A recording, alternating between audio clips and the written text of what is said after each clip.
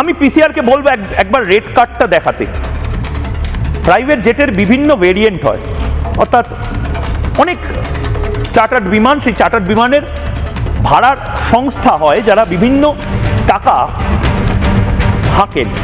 Light jet, সেই light জেটের ভাড়া আমি জাস্ট কলকাতা থেকে দিল্লি হয়ে আবার রাতে কলকাতায় ফেরার বিমানের কস্টিংটা আপনাকে বলছি, 12 থেকে 18 লাখ টাকা লাইট জেটের ভাড়া। মানে একটা কলকাতা থেকে দিল্লি থেকে আবার কলকাতার বিমান খরচা মোটামুটি ইকোনমিক ক্লাসে হয় হচ্ছে ওই 5 থেকে 6 হাজার টাকা, মানে মোটামুটি যাওয়াতে 5 হাজার টাকা, আসাতে 5 হাজার টাকা, ওই 10 হাজার টাকার মধ্যে হয়ে যায়। অভিষেক বন্দ্যোপাধ্যায় যদি মিড সাইজ জেটে যান তাহলে 18 থেকে 30 লক্ষ টাকা খরচা হয়েছে।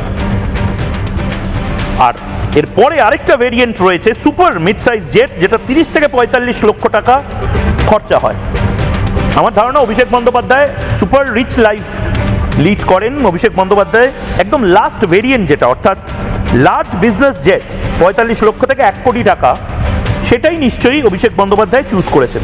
অভিষেক বন্দ্যোপাধ্যায় চুজ না করলেও সুমিত রায় হয়তো এই টিকিটটা কেটে দিয়েছে। প্রবলেমটা হচ্ছে অভিষেক বন্দ্যোপাধ্যায়রা এই টাকাটা আমাদের পকেট থেকেই হয়তো নিয়েছে।